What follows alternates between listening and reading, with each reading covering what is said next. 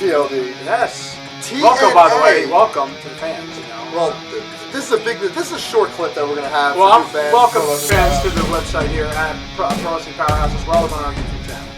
Okay, but big news. Big news. Yeah. Yep. TNA Wrestling has changed the whole course of their pay-per-view strategy. Yes. They're going to 4 live pay-per-views, which they're calling the Big Four, as if TNA has big shows in the first place. Well, they're Big Four. I figured they only had Big One, but anyway, Big Four, and then they're going with 8 special, One night only. There's going to be 8 taped shows that are going to air on the first Friday of every month and air for the entire month for you to watch. I don't really like this idea. I think it's kind of stupid.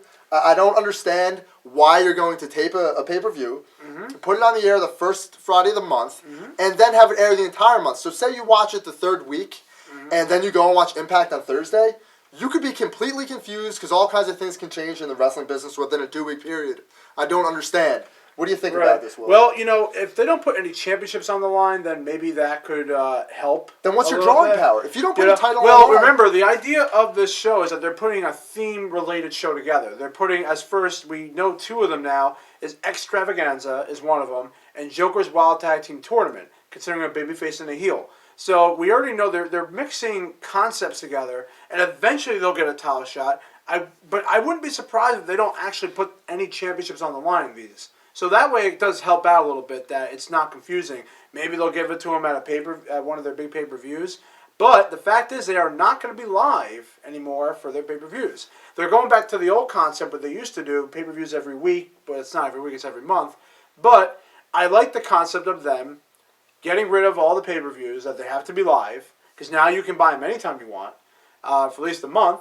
And they're going to keep their 4 main shows that people do like to watch together. And I like that. I mean, so there is a lot of good and bad in this. So if it was just 4 pay-per-views and that was it, and let's say they had like special theme Spike TV shows, what would you say to that? That's what they should have, special theme that's what you would shows rather on Spike see. TV. I'd rather see that because you're going to definitely pop your rating if you do like a Clash of the Champions type of feel to these shows. You can take each one of these concepts, folks, put it on TV, build up towards it, make it feel special so people actually watch Impact. Guess what? Newsflash. Impact, the night that Brooke Hogan and Bully Ray got engaged, lost 300,000 viewers from the previous week. That's a lot of viewers, 300,000. What do you think about that? You mean Mark and Brooke? Mark, yeah, okay. I always thought his name was Bubba, but I guess now it's Mark. Yeah, it's always Mark. But yeah, that's what we think about TNA and this one-night-only well, concept. That's what you think. That's So here's the thing. I like the idea of them doing this. One, because the pay-per-views in between never meant anything. And you know it was nothing ever special. But you still had, like, Destination X, where it was X Division guys. And that's fine. And that might have been the best pay-per-view all year last year. Well, Bound for Glory was their best pay-per-view. It was up there, for sure. You know, but absolutely, you know, I just like the idea that they are going to stay with the 4 main pay-per-views as live. So now we don't have to worry about getting at our computers or at our TV screens to watch it that night. We can watch it the entire month. And they are theme related. So as long as they don't kind of put this on their Spike TV show, then I would say there is a value in it. You know, they're saving a lot of money by doing this. They'll be saving money. Tons of money. About that. They're Spike TV is keeping them live longer than they were supposed to be live. So obviously they have some faith in the product. You know, so they're taking their pay-per-view money, adding it to their live TV money, which is better because Spike TV, you know, going live with Impact is great.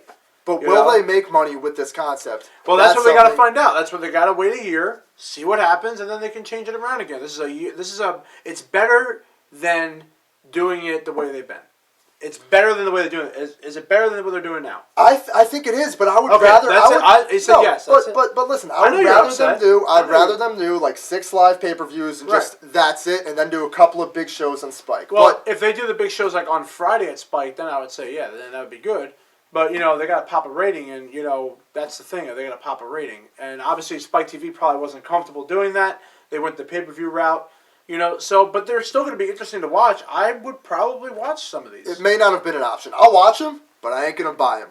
But we want to know what you think. So leave your comments below, right and below we'll get back to you, and we'll kind of discuss this even more, because this is going to be a hot more radio. topic. We'll talk about it on the radio. Absolutely. It's going to be a topic for a long, long time here in the wrestling business. So for TLD, I'm Jersey Strong Jay. Thank you for watching.